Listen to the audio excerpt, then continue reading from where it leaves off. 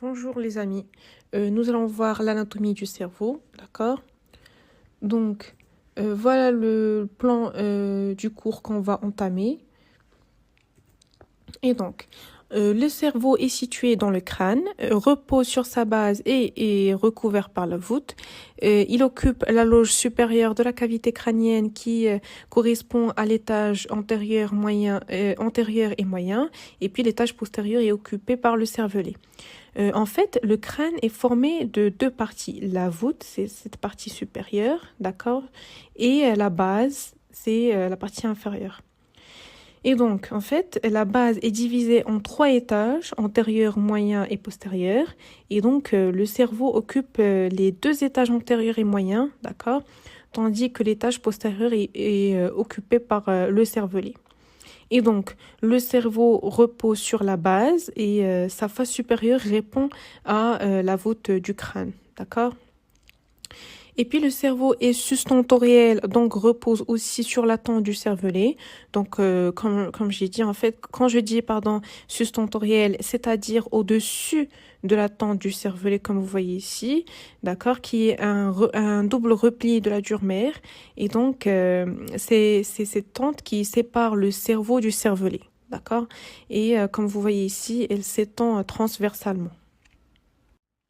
Donc là, c'est les dimensions du cerveau avec une forme ovoïde à grosse extrémité postérieure enveloppée par les méninges et avec un périmètre crânien de 35 cm. D'accord? Donc là, le cerveau est formé de deux hémisphères, droit et gauche. D'accord? Donc là, c'est l'hémisphère droit et là, c'est l'hémisphère gauche. En fait, ces deux hémisphères sont reliés par les commissures interhémisphériques. Donc en fait, alors déjà, ça veut dire quoi commissure? Une commissure, c'est un point de réunion entre deux parties. D'accord? Donc là, les commissures sont des faisceaux de substances blanches qui vont unir les deux hémisphères cérébraux droit et gauche. D'accord? Et puis, ces deux hémisphères sont séparés incomplètement par la faute du cerveau. Et là, la faute du cerveau, comme vous voyez ici, c'est un repli de la dure mère. D'accord? C'est une cloison médiane, verticale, qui sépare les deux hémisphères.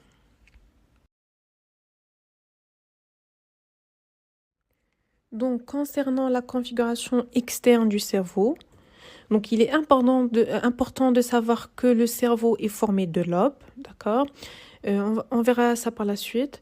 Chaque lobe est divisé en circonvolutions, d'accord? Les scissures plus profondes délimitent les lobes et puis les sillons vont délimiter les circonvolutions. Donc là, comme vous voyez, on voit parfaitement les sillons, d'accord? C'est en fait le sillon, c'est une dépression linéaire de la surface du cortex, d'accord? Et là, le gyrus ou bien circonvolution, c'est en fait un repli qui se trouve entre ces deux sillons. Bien sûr, on va comprendre parfaitement ces sillons et ces scissures avec les lobes, bien sûr, dans un schéma, d'accord? Chaque hémisphère a trois faces, d'accord? Une face externe ou latérale qui va être au contact de la voûte, une face interne ou bien médiale qui va être au contact de la faute du cerveau, et bien sûr une face inférieure qui va être au contact de la base du crâne. Donc, je commencerai par un schéma de la face externe du cerveau. Donc, le cerveau est formé de quatre lobes qui seront divisés par les scissures. Donc, il y a sur cette face, on va avoir trois scissures, d'accord? Qui vont être représentées par la couleur bleue. Donc, on va commencer par la scissure centrale ou scissure de Rolando qui va être représentée comme ça, d'accord? Donc là, c'est la scissure de Rolando ou bien la scissure centrale. Il y a aussi la scissure latérale et, et puis la scissure perpendiculaire. D'accord? Donc, en fait, la scissure perpendiculaire, appelée aussi la scissure pariéto-occipitale.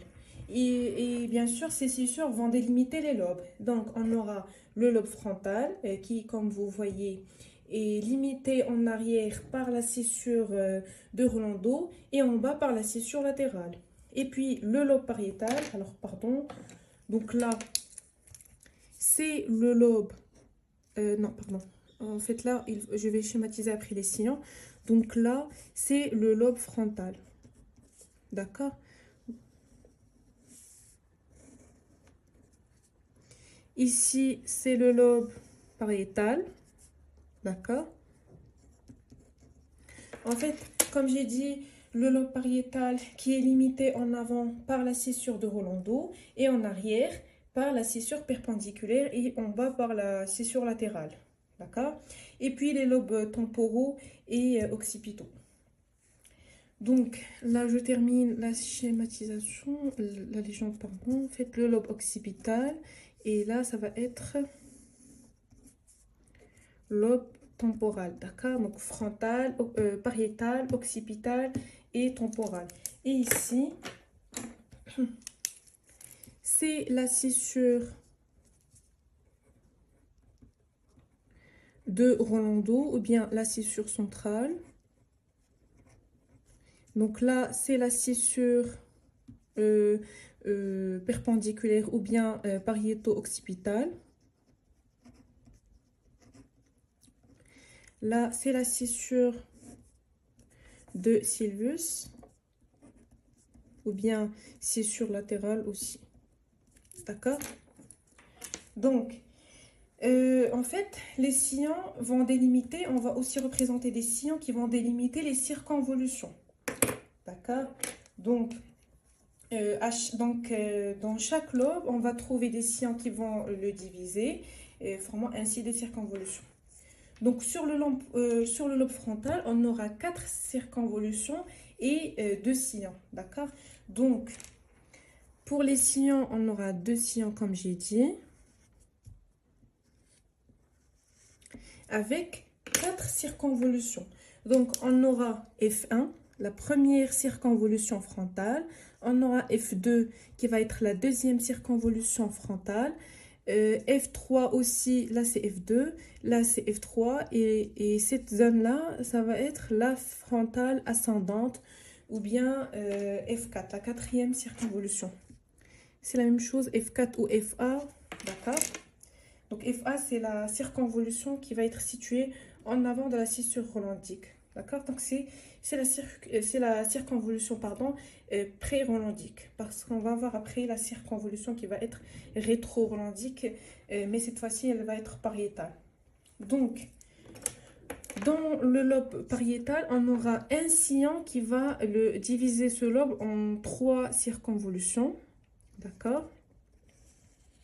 Et donc, on aura P1, première circonvolution pariétale, P2, et puis on aura aussi ici la pariétale ascendante. Comme j'ai dit, c'est en fait cette fois-ci la circonvolution rétro-rolandique. D'accord? Alors pour le lobe occipital, normalement le lobe il a 5 sillons et 6 circonvolutions, mais sur la face latérale on va avoir que 3 sillons, circonvolutions et les 3 autres vont être représentés sur la face inférieure et interne, d'accord? Donc on aura ici 2 sillons avec 3 circonvolutions O1, O2 et O3. Et puis le lobe temporal, de même, normalement, on a 5 sillons et 5 circonvolutions. Donc cette fois-ci, on aura T1, T2, T3. 3 circonvolutions avec 2 sillons. D'accord? Donc, 2 sillons avec T1, T2 et puis T3. D'accord? Comme vous voyez ici. On aura aussi à la fin de la scissure rolandique l'opercule rolandique, d'accord, ici. Donc là, c'est l'opercule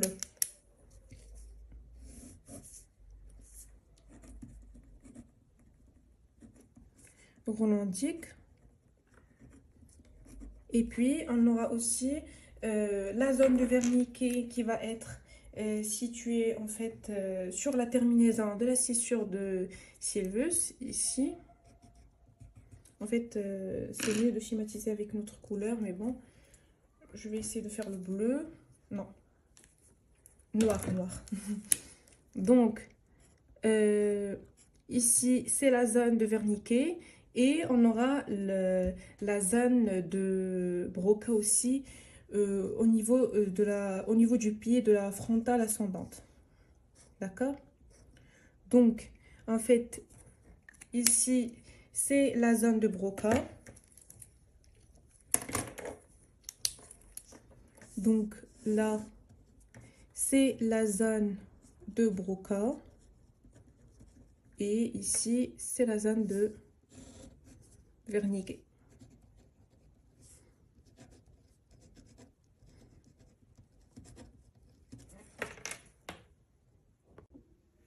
Et on a le lobule du pli courbe et le pli courbe qui vont être représentés ici. Donc, là, c'est 1. Et puis, aussi, là, c'est le 2. Donc, le 1, le 1, c'est le lobule du pli courbe.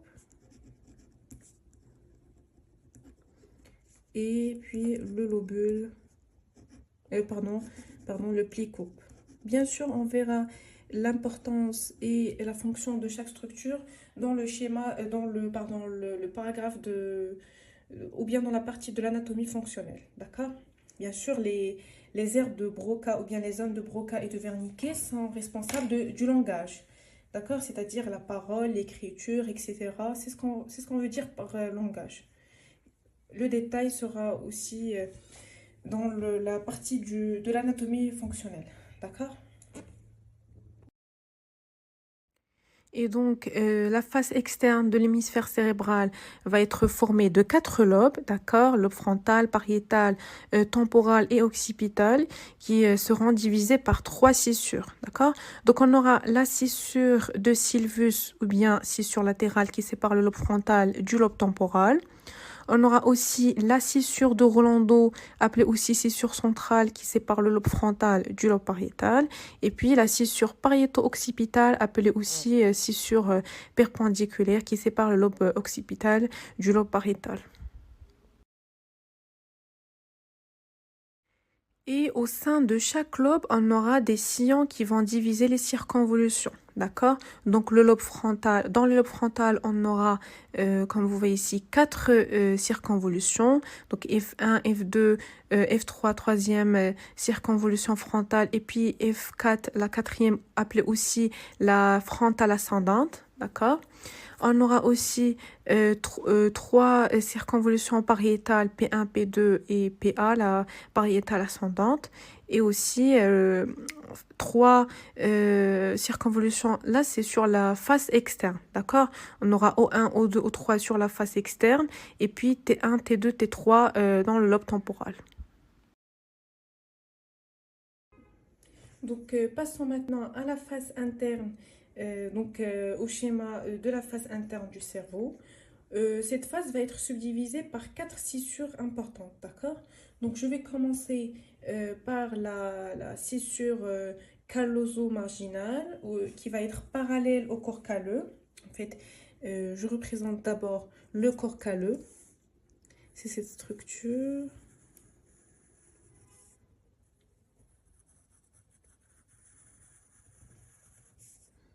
D'accord? Et donc, on aura cette fois-ci la scissure calloso-marginale qui va être parallèle au corps calleux, d'accord? Je vais la représenter par la couleur bleue. Donc là, pardon.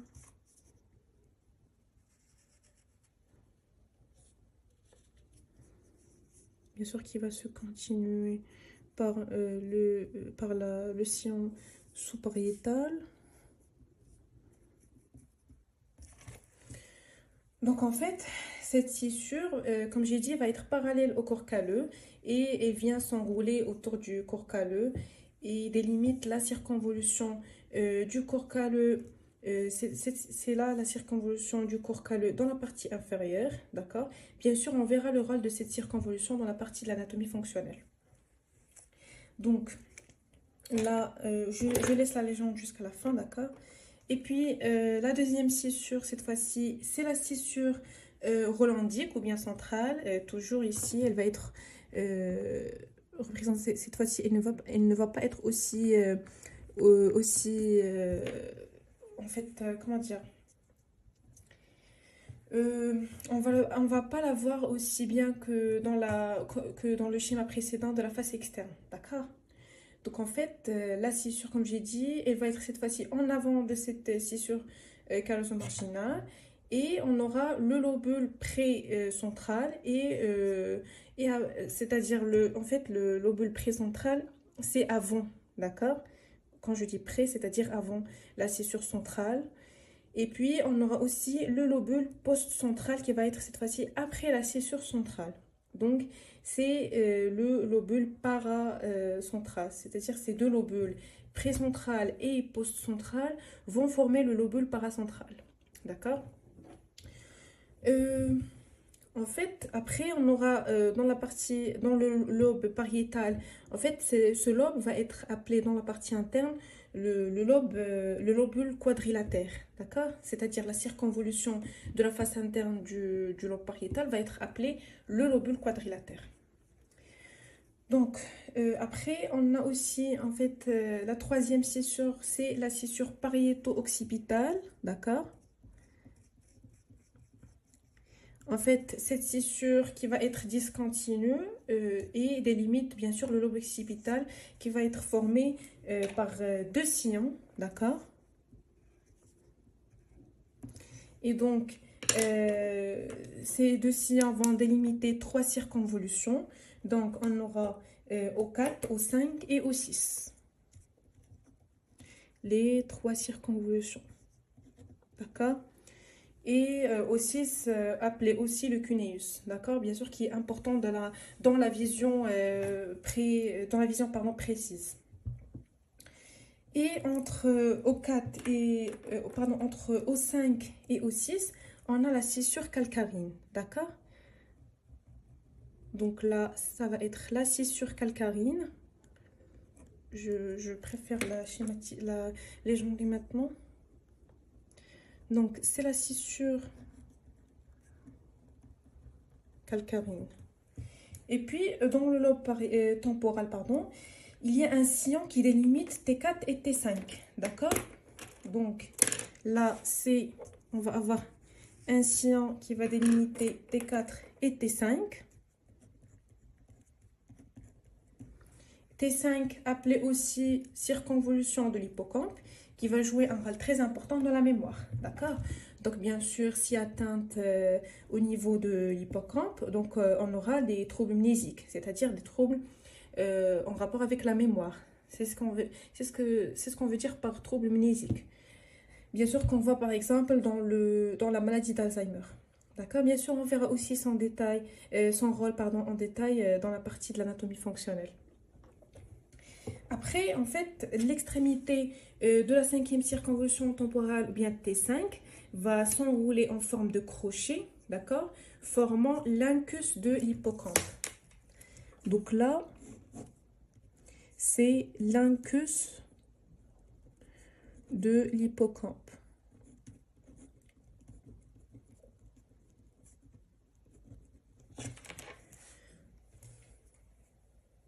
Et donc, je schématise, je termine la légende, pardon.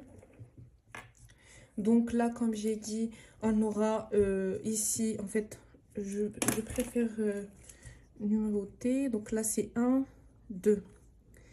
Et là, on va avoir le lobule paracentral, d'accord? Qui est formé par le 1, c'est le lobule précentral. Pourquoi précentral? Pré, ça veut dire avant. Et centrale, c'est fait référence à la scissure centrale ou bien scissure rholandique. C'est pour cela qu'on dit lobule précentral. Et bien sûr, lobule post-central, c'est-à-dire après la scissure rholandique. Et donc, 2, c'est le lobule post-central. Bien sûr, là, c'est le lobe frontal. D'accord? Jusque-là. Ici, c'est le lobe frontal. Là, c'est le lobe pariétal. Ici, c'est le lobe occipital. Et puis, le lobe temporal. D'accord? Bien sûr, on a aussi ici, pardon, le corps calleux. Là, c'est la circonvolution du corps calleux. Le T5 appelé aussi hippocampe, d'accord? Et bien sûr, on a aussi les structures thalamus, le trigone, etc. Donc, bien sûr aussi, comme on a dit, appelé aussi le cuneus. Je pense que j'ai tout dit. Bien sûr, le lobe pariétal, n'oubliez pas qu'il est nommé aussi le lobule quadrilatère. Donc, lobule quadrilatère. Voilà.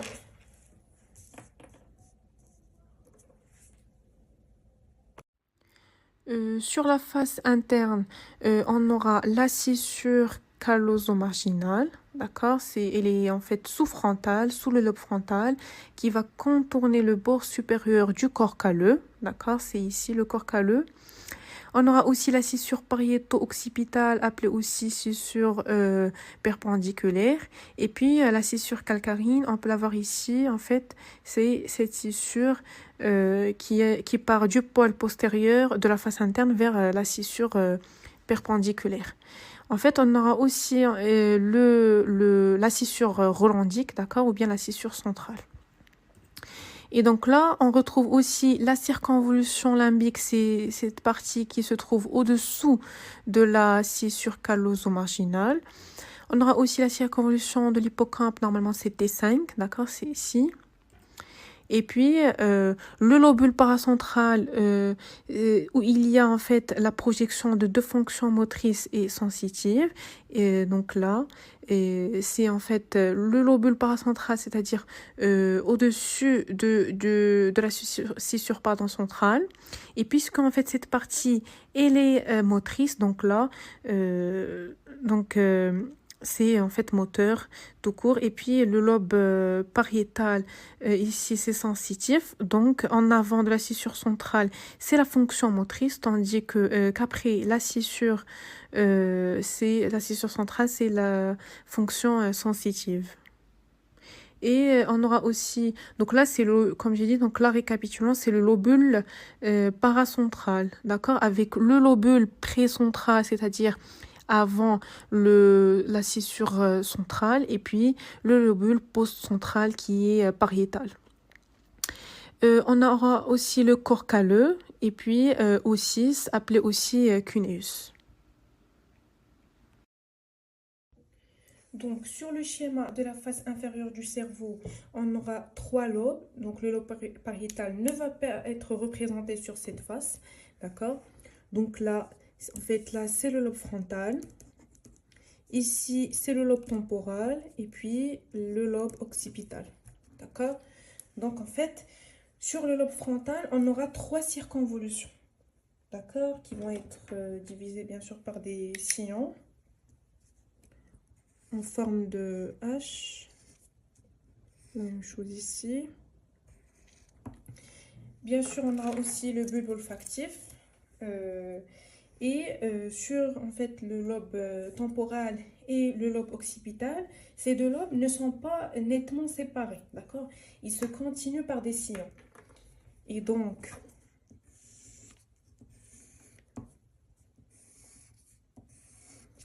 on aura T3, T4 et T5.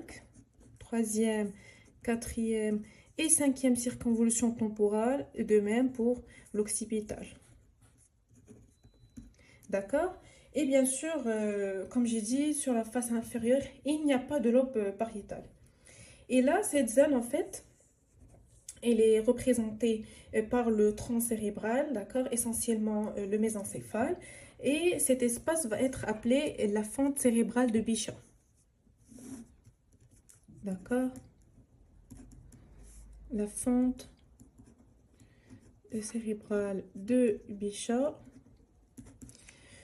Et en fait, c'est un espace qui est libre, d'accord, qui est traversé essentiellement par les nerfs crâniens, essentiellement le nerf 3.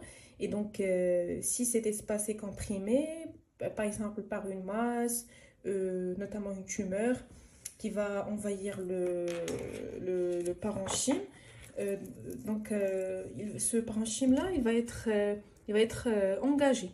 Pardon, ce parenchyme, pardon, va s'engager dans cet espace, d'accord? C'est l'état d'engagement.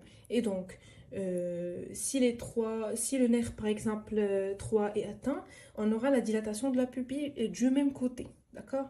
Puisqu'il n'y a pas d'écussation du nerf. Le nerf, il garde le même chemin, c'est-à-dire homolatéral, il reste homolatéral. Bien sûr, on verra le détail après.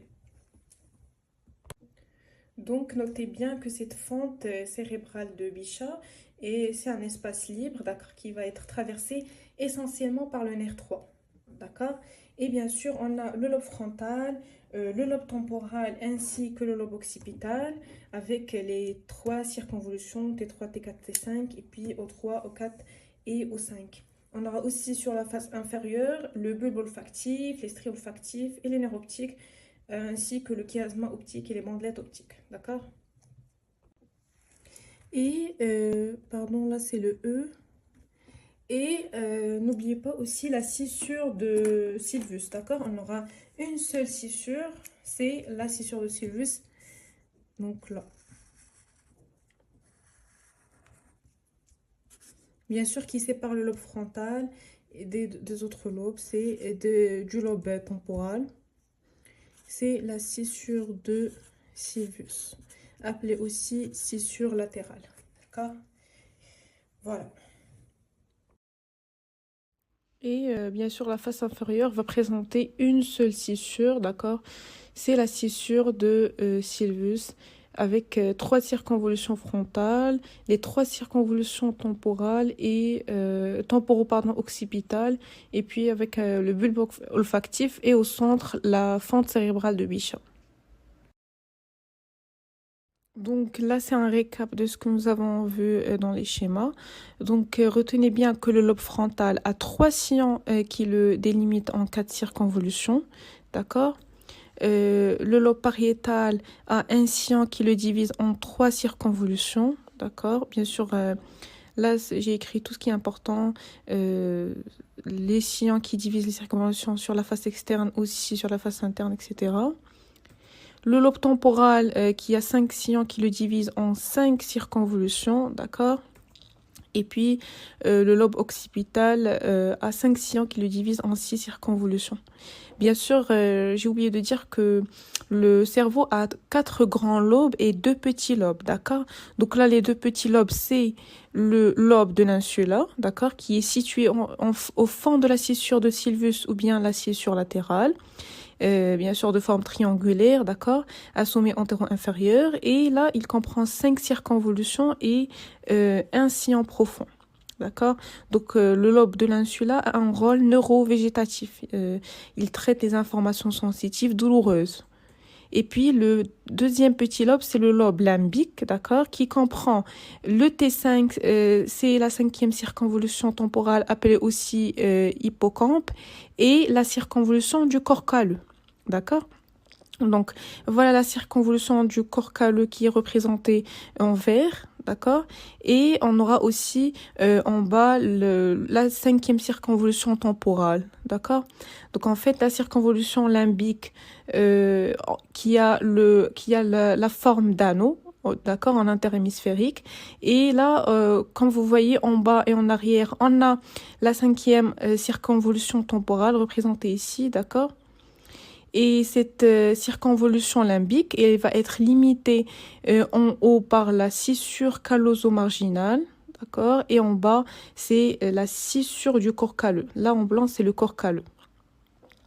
Et bien sûr, l'hippocampe, c'est la, comme on a dit, la 5e circonvolution temporale avec son incus, d'accord, qui va avoir un rôle très important dans la mémoire.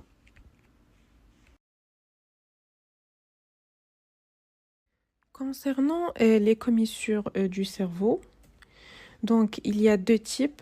On a d'abord les commissures interhémisphériques qui sont en nombre de 3. C'est des faisceaux qui font communiquer les deux hémisphères cérébraux. Et puis, on a les commissures intra-hémisphériques qui, cette fois-ci, font communiquer les lobes ou bien les commissures du même hémisphère. Alors, concernant le corps calleux, il joue un rôle très important dans la communication des deux hémisphères cérébraux, notamment un rôle dans la praxie, donc la coordination des activités motrices, l'agnosie, c'est-à-dire la reconnaissance des objets et des stimuli sensoriels, c'est-à-dire visuels, tactiles et auditifs, et puis la fonction psychique. Alors en fait, pour bien comprendre,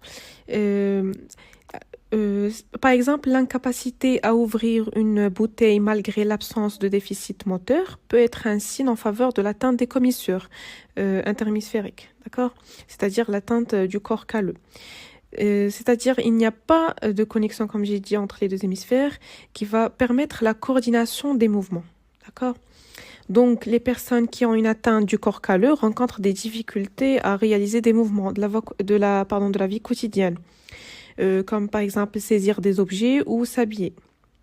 Sinon, la même chose pour l'agnosie. Si on a une atteinte du corps calleux, la personne ne va pas reconnaître l'objet, d'accord? Un objet malgré que ses sens sont intacts. Par exemple, il ne reconnaît pas une photo ou bien un objet, même si sa vision est intacte. D'accord? Alors, concernant le trigone, il joue un rôle très important dans le système limbique et dans la mémoire, et ainsi dans la régulation des émotions et des réponses instinctives.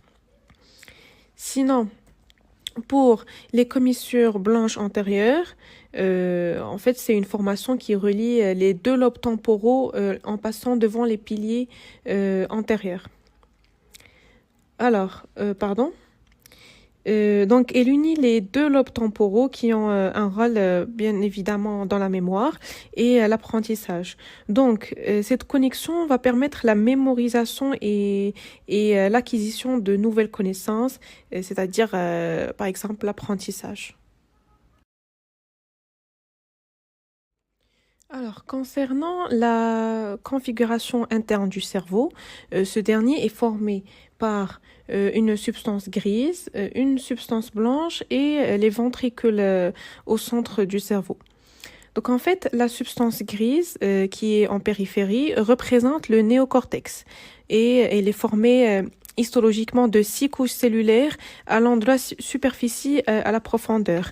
Mais il y a une exception, on a le cortex olfactif, l'hippocampe ainsi que la circonvolution limbique qui ont 3 couches cellulaires. D'accord? Sinon, pour la substance blanche, et c'est une substance qui est centrale, d'accord, appelée aussi centre semi-ovale, au sein de laquelle se trouvent les noyaux gris centraux. Bien sûr, vous pouvez voir les vidéos où j'explique le rôle de ces noyaux gris centraux ainsi que leur voie de fonctionnement. Et cette substance blanche, elle contient des fibres nerveuses myélinisées, les fibres d'association intra-hémisphérique et interhémisphérique. C'est ce qu'on a vu il y a quelques minutes. En fait, c'est les commissures ainsi que les commissures intra-hémisphériques. Et bien sûr, on va avoir aussi d'autres structures importantes. C'est ce qu'on verra tout de suite dans un schéma d'une coupe frontale ou bien appelée notamment une coupe de Charcot du cerveau. Le cortex cérébral est divisé en 3 territoires inégaux. Voici les 3 territoires. À travers cette coupe de Charcot, on s'intéressera essentiellement aux constituants de la substance blanche. Déjà, il faut savoir qu'il y a 3 groupes de faisceaux. les faisceaux de projection ascendante et descendante, les faisceaux d'association intra-hémisphérique et puis les faisceaux commissuraux ou bien d'association interhémisphérique. Donc, pour les faisceaux de projection descendante, ils transportent des commandes motrices du cortex vers les muscles et autres structures, facilitant ainsi l'exécution des mouvements. Le principal faisceau, comme on voit dans cette image, est le faisceau pyramidal, qui naît du cortex moteur, mais aussi des aires motrices secondaires et des aires associatives.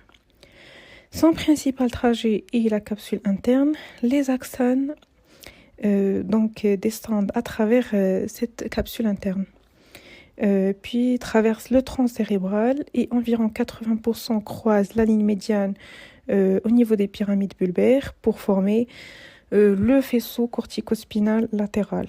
Le reste forme le faisceau corticospinal ventral et c'est ce qu'on appelle le croisement ou décussation bulbaire. Notez bien que la substance blanche est organisée en plusieurs territoires. Il y a la capsule extrême qui se trouve en dehors de l'avant-mur, la capsule externe qui se trouve entre l'avant-mur et le noyau lenticulaire, et puis la capsule interne qui est limitée en dehors par le noyau lenticulaire et en dedans par le noyau caudé et le thalamus. Comme on a vu, cette capsule interne contient des fibres de projection qui relient le cortex cérébral à d'autres structures sous-corticales. Elle est divisée, c'est-à-dire la capsule interne est divisée en 3 parties. Le bras antérieur qui sépare le noyau caudé du noyau lenticulaire, le genou qui est une partie du faisceau pyramidal est situé ici au niveau du genou, d'où le nom du faisceau géniculé. Et puis le bras postérieur qui se trouve entre le thalamus et le noyau lenticulaire, où passent aussi les axones du faisceau pyramidal. On a vu le faisceau pyramidal, mais sachez bien qu'il y a d'autres faisceaux de projection descendante, comme le faisceau corticonucléaire et les faisceaux extrapyramidaux. Concernant les faisceaux d'association intra-hémisphérique, ces faisceaux connectent différentes régions au sein d'un même hémisphère. Donc, les faisceaux courts et superficiels unissent les circonvolutions, alors que les faisceaux longs et profonds unissent les lobes. Et puis, les faisceaux interhémisphériques, c'est tout simplement les commissures interhémisphériques qu'on a vues. Le principal faisceau commissural est le corps calleux qui relie les deux hémisphères cérébraux. Il joue un rôle important dans la coordination des fonctions les fonctions d'abord psychiques ainsi que praxiques et gnosiques des deux hémisphères. Alors en gros, la coupe de Charcot est une coupe coronale où on peut voir le corps calleux, les ventricules latéraux, le troisième ventricule, les capsules internes, externes et extrêmes, et puis les noyaux gris centraux, c'est-à-dire le noyau lenticulaire, l'avant-mur, ainsi que le noyau caudé qui est divisé en tête en avant et la queue en arrière, sans oublier le thalamus. Alors, concernant les ventricules, c'est des cavités épendymères remplies de LCR, c'est-à-dire en fait la paroi ventriculaire est formée par la membrane épendymère, d'accord? Et comme vous voyez ici dans ces deux images, il y a 2 ventricules latéraux, comme vous voyez là, et c'est-à-dire un dans chaque hémisphère cérébral, qui vont par la suite se rejoindre au niveau de la ligne médiane, au niveau du cerveau. Puis, il y a le 3e ventricule, comme vous voyez ici, voilà, dans les 2 images, et ainsi que le 4e ventricule. Et donc, le 3e et le 4e ventricule, comme vous voyez, sont des cavités impaires, alors que les ventricules latéraux sont des cavités paires, d'accord ? bien sûr, puisqu'il y a un dans chaque côté, c'est-à-dire dans chaque hémisphère. Entre les ventricules latéraux et le troisième ventricule, il y a le foramen ou bien le trou de Monro. Et entre le troisième ventricule et le quatrième ventricule, il y a l'aqueduc de Sylvius. Les ventricules latéraux sont formés de 3 cornes. Donc, il y a la corne frontale qui est antérieure, occipitale qui est postérieure et puis temporale qui est inférieure. D'accord? Il y a aussi le corps du ventricule, d'accord? Ainsi que le carrefour ventriculaire ici, c'est la région en fait où les 3 cornes, c'est-à-dire les cornes frontales, occipitales et temporales, se rejoignent.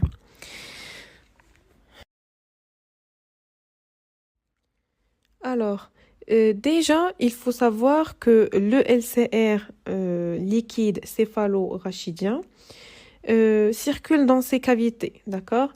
Et alors, pourquoi céphalo-rachidien? Car tout simplement, ces cavités sont en continuité avec le canal de l'épendym de la moelle épinière, d'accord? Et donc, le LCR baigne aussi bien dans le cerveau que dans la moelle épinière. Ces ventricules sont tapissés par le plexus choroïde, d'accord? C'est le plexus qui sécrète le LCR.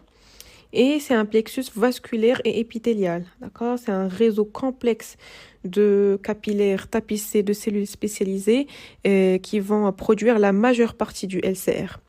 Et donc, ce plexus, il est irrigué par l'artère choroïdienne antérieure, branche collatérale de l'artère carotide interne.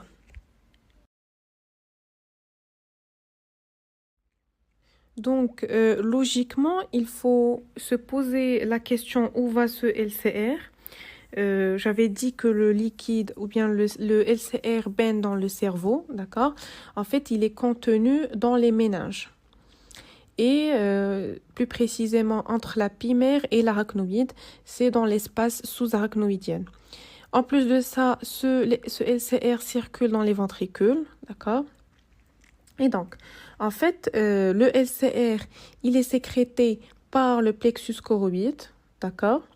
Circule librement dans les ventricules latéraux et puis va vers le troisième ventricule en passant par le trou ou bien le foramen de Monro. Et traverse ensuite l'aqueduc de Sylvius pour arriver dans le quatrième ventricule. Et puis à travers le trou de Magendie et les 2 trous de Luschka, comme vous voyez ici, ce LCR va quitter le troisième ventricule pour aller dans l'espace sous-arachnoïdien.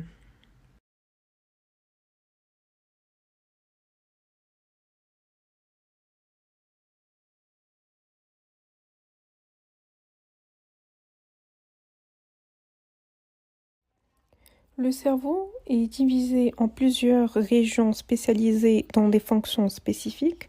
C'est les aires de Brodmann qui représentent une cartographie du cortex cérébral.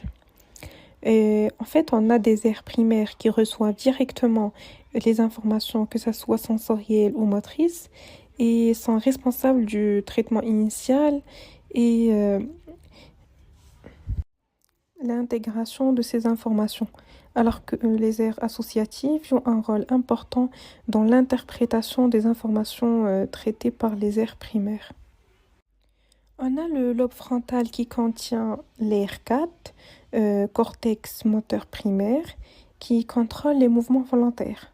On a aussi l'aire 6, c'est le cortex prémoteur qui joue un rôle important dans la planification et l'initiation des mouvements volontaires. Et en fait, cet aire 6, j'ai oublié de dire qu'il est juste situé en avant de l'aire motrice primaire 4. On a aussi l'aire 8, l'aire oculomotrice, qui est impliquée dans le contrôle des mouvements des yeux, et cette aire commande les muscles de l'œil. D'accord? Donc, je vous donne un exemple pour bien comprendre le rôle de chaque aire. Par exemple, on vous lance une balle qu'il faut attraper. Donc, l'action qui nous intéresse ici, c'est attraper la balle. Donc, l'aire 4 L'ERCAT va activer, je voulais dire c'est quoi le rôle de l'ERCAT. En fait, cet air va activer les muscles de votre bras et de votre main, bien sûr pour effectuer le mouvement, qui est ouvrir la main pour attraper la balle, bien sûr. C'est en envoyant des signaux aux motoneurones qui contrôlent les muscles, d'accord? Bien sûr, les muscles de votre bras et de votre main. Le cortex prémoteur 6, lui, il va planifier le mouvement approprié pour attraper la balle, d'accord, en intégrant les informations, bien sûr, visuelles, c'est-à-dire où se trouve la balle, et motrices, c'est-à-dire comment se déplacer pour l'attraper. Et l'aire 8 oculomotrice, c'est une aire qui va vous permettre de suivre la balle avec vos yeux. Et ce qui va vous permettre aussi d'ajuster votre position en fonction de la trajectoire de la balle.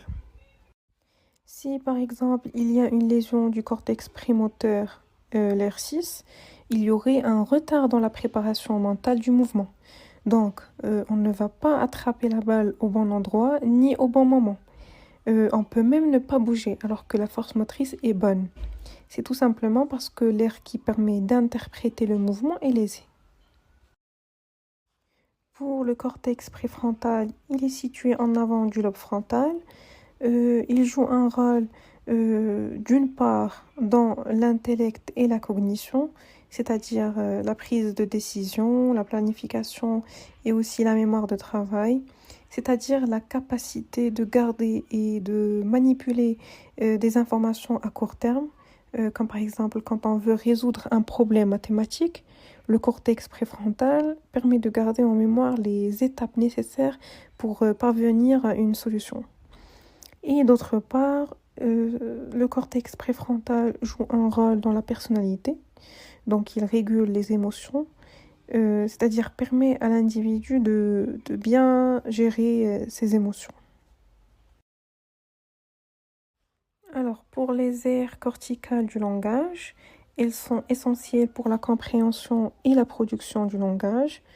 On a d'abord l'aire de Broca, qui est située au pied de la circonvolution frontale ascendante de l'hémisphère gauche, surtout pour les droitiers, d'accord? Elle joue un rôle dans la formulation des mots et des phrases, et donc dans l'émission du langage. Sa lésion peut entraîner des troubles de la parole appelés aphasie de Broca. D'accord? Donc, ce qui va donner un langage qui est long. Et pour l'aire de Wernicke, il est situé au milieu de la première circonvolution temporale et joue un rôle dans la compréhension du langage. D'accord? Donc, il permet de saisir le sens des mots et des phrases. Sa lésion entraîne une surdité ou cécité verbale.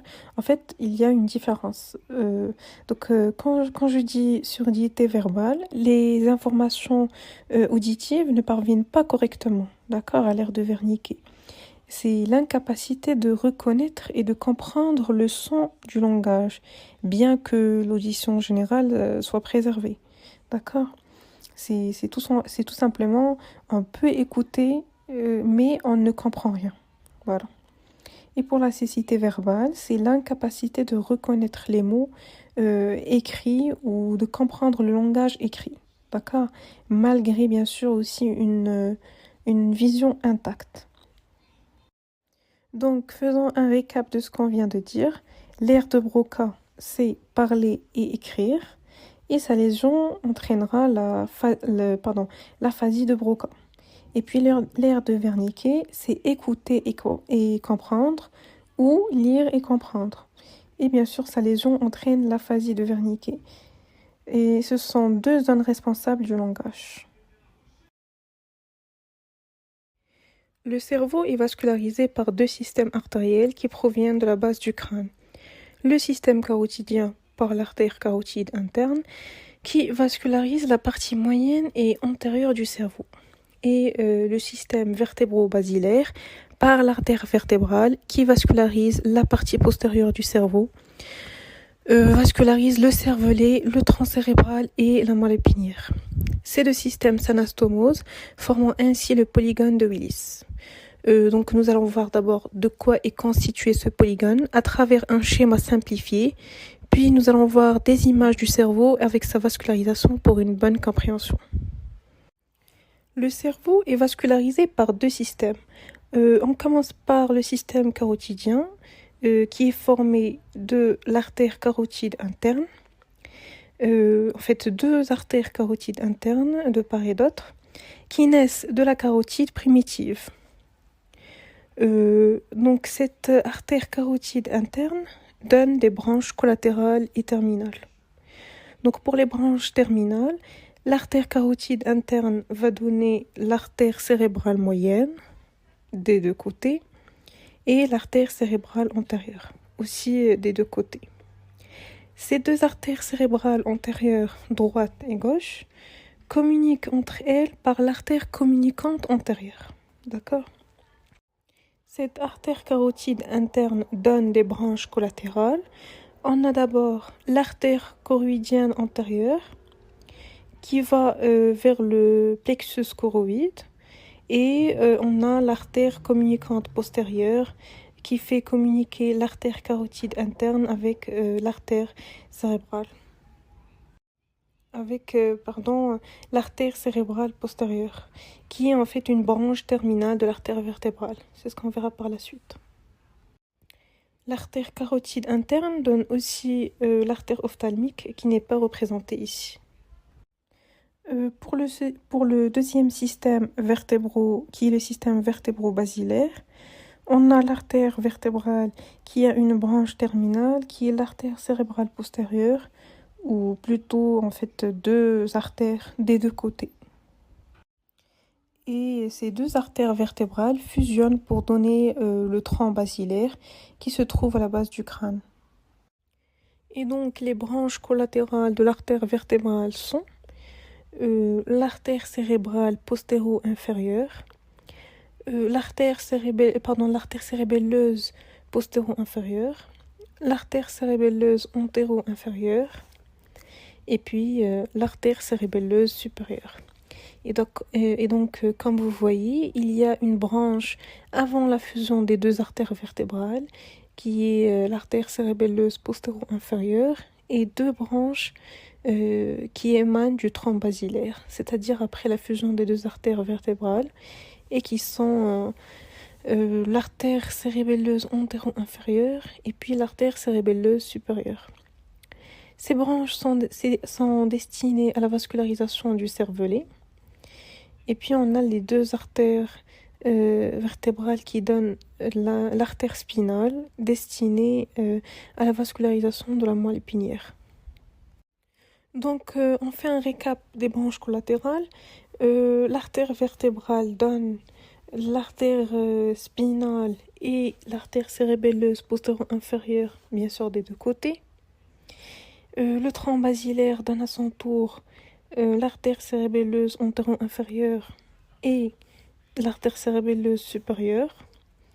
Et puis on a la branche terminale qui est l'artère cérébrale postérieure qui va communiquer avec l'artère carotide interne via l'artère communicante postérieure. Et puis on a la carotide interne qui donne deux branches terminales, deux artères cérébrales moyennes et deux artères cérébrales antérieures. Ces deux artères cérébrales antérieures communiquent entre elles par l'artère communicante antérieure et on a trois branches collatérales qui sont l'artère ophtalmique, l'artère communicante postérieure et puis l'artère choroïdienne antérieure. Sur cette vue inférieure du cerveau, on voit bien que les deux artères vertébrales vont s'unir pour former le tronc basilaire, donnant des branches collatérales. On a l'artère spinale qui vascularise la moelle épinière et l'artère cérébelleuse postéro-inférieure qui vascularise le cervelet et puis l'artère cérébelleuse antéro-inférieure qui va à son tour vasculariser le cervelet. De même pour l'artère cérébelleuse supérieure. Et puis, on a l'artère cérébrale postérieure qui est une branche terminale de l'artère vertébrale. Cette artère communique avec la carotide interne par l'artère communicante postérieure. Et là, on a l'artère carotide interne qui donne les artères cérébrales moyennes et antérieures. Ces deux artères cérébrales antérieures communiquent entre elles par l'artère communicante antérieure. Ces images montrent les territoires d'irrigation du cerveau. En fait, il y aura naissance à partir des branches collatérales et terminales d'autres artères nourricières qui vont vasculariser le cerveau.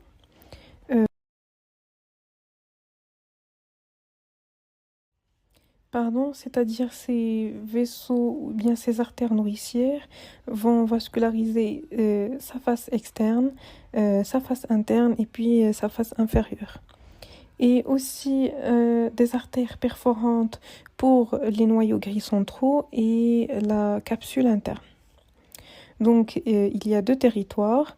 Un territoire profond, c'est en fait les artères perforantes et où il n'y a pas d'anastomose.